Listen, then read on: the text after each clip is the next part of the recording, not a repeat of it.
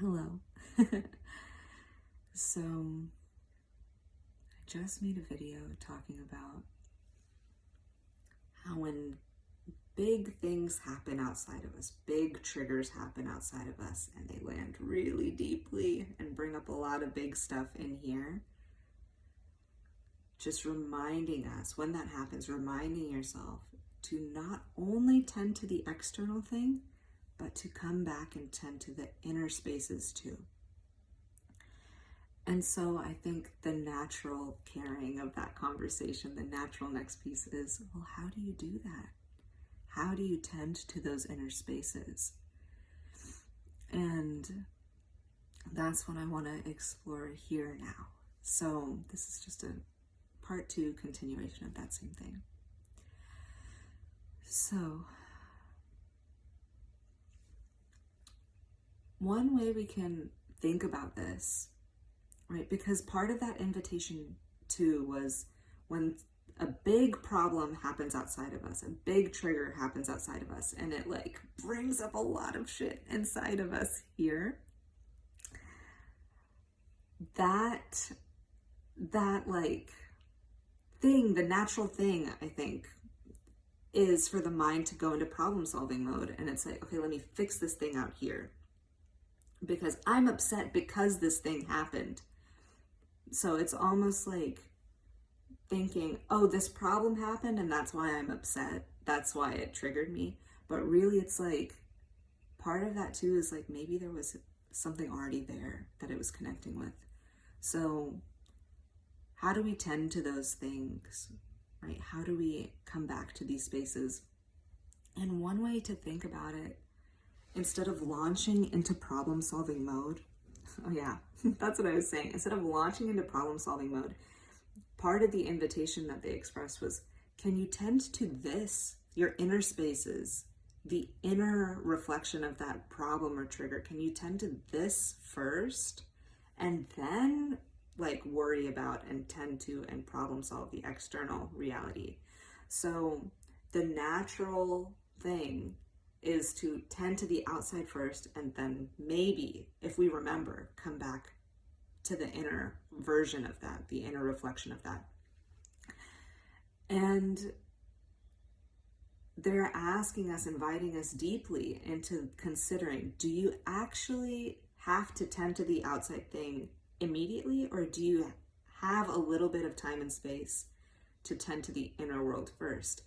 And one of the reasons that they're inviting us into doing that is, if you can imagine it this way, imagine you're going to your kitchen to make a meal, right? Maybe you're making dinner and you want to make a meal, you're wanting to create something,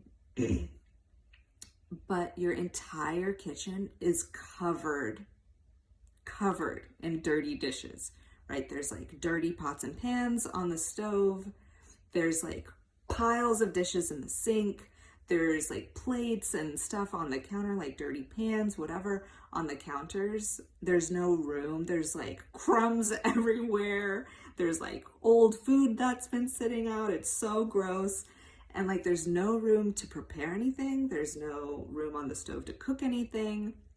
There's no room in the sink to like do anything. And even if you manage to cook something in this like disaster zone, as my parents would call it, if you manage to cook something in this disaster zone, even after the food is ready, there is not a single clean plate to put it on, right? All the plates are like in the sink. Some of them have been sitting out. There's like stuff crusted on it. It's super gross.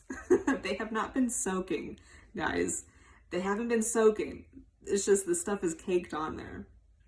Okay, so they're saying that imagery is kind of like what it's like to tend to the outside first, to try to solve an external problem when so much is activated inside of you. So it's like, how can you really, this is just a perspective, this is just what they're inviting us to consider, and see if this feels true to you. when you're really deeply emotionally activated, right? When you're really triggered, when stuff is coming at you and like there's so much happening inside you, so many emotions, do you really have the mental clarity, the mental capacity, the logical space to effectively solve a problem in your life externally? Do you have the capacity to think clearly when those things are super active? For me, the answer is no. I don't know what the answer is for you, but for me, it's a no.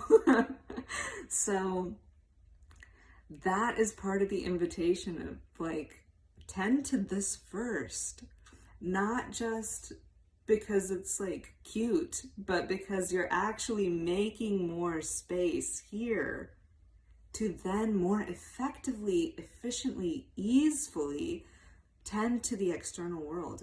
So it's not just like, yeah, like a cute random thing, like, yeah, hashtag self-love, take care of yourself first and then deal with the world. It's like, get your shit together inside you so you can show up with clarity and excellence, right? Capacity with all of your skills and talents to then take care of the external version of that. And that practically could look like tending a little bit to the external thing, doing what is absolutely required externally, but not fully fixing the whole thing, right? Tend to what needs to be tended to. And then take care of the inner space. Clear this whole thing up so you actually have space, you actually have brain power to go then do the big fix, right? To go then do like the real big tending. So it's like put out the fires and then go do the big damage control, cleanup, big solution after tending to this. And that too, another part of that is like when you're super activated, not only will you not be able to think clearly, but it's like no inspiration can come through if you want to think about it that way. So it's like if you're like into the whole receiving inspiration from the deep self or from the universe, you can't even hear that coming in. You don't have the space to receive that if you're like fully full to the brim of like triggered responses and emotional activations. Does that make sense? Take a moment and sit with that. Does that make sense? So really what they're saying is like, hey, when the kitchen is a mess, right, when the inner world is super activated, don't try to cook something maybe on top of these like crusty ass pans. Right? Don't put like a brand new meal on these like dirty plates, right? What would the logical order of operations be? It's like you can't cook when there's no pots and pans that are clean and available. You can't like plate the food when there's no clean dishes. You can't prepare the food if the counters are all cluttered and gross. So the natural order of operations is clean all of that stuff up so you have the space to then create something new. So again, in this like metaphor, it's like clean up the internal world first before problem solving. Clean up your kitchen first before cooking something new. And so now the question is, how do we do that? How do we create space inside of ourselves? How do we tend to this inner world? How do we do our inner dishes?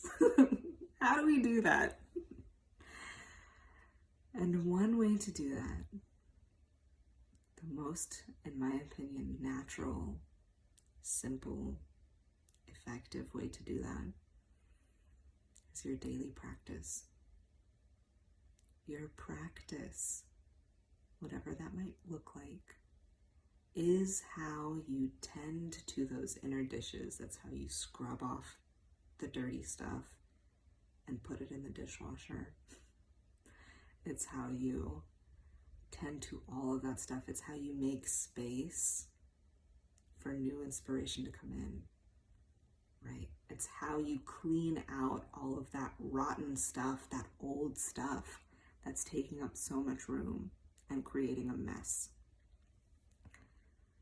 Your practice is your anchor. Daily practice, simple, effective, whatever it might be. It does not have to be complicated. And that could look like a lot of different things, right? For me, daily practice looks like meditation, simple, silent meditation. And not for very long. It could be 5 minutes. The other thing that I'm doing now in these times where it's really activating is like inner calmness and safety, right? Somatic safety. Can you calm down your nervous system and make space in that way? That's another thing that's been working really beautifully for me. And so if that's something you're interested in, let me know and I can make a separate video around that. But yeah, calming down, right? Clearing space, making space. That's what the practice is. It's a space to tend to your inner world. And it can be a little bit mysterious. Its simplicity can be mysterious. You don't actually have to know how it works, but I can tell you from my experience having a daily practice for years at this point, never missing a day, that is the thing that allows me to tend to the inner world. And when things get really rough, nurturing the practice even more, coming to it with even more love and reverence and devotion, letting that be your anchor in tough times. So that's how we can really tend to that. Come to your practice, tend to your internal world, feel what needs to be felt. And then from there, after that inner space feels cleaner, clearer, lighter, then go back into the world and attend to everything that's calling for your attention there, whatever it might be, with more clarity, ease, and inspiration. Okay, that's where I'm going to leave you for today. Thank you for being here. Thank you for listening. I hope that made sense. I'd love to know what you think. So let me know how this landed for you. And if you're curious and want to learn about the somatic safety things that I'm just starting to dip my toes into, so if that sounds fun for you, yeah, let me know and I can make a separate thing about that. Okay, I'm wishing you well until next time, my friend. Namaste.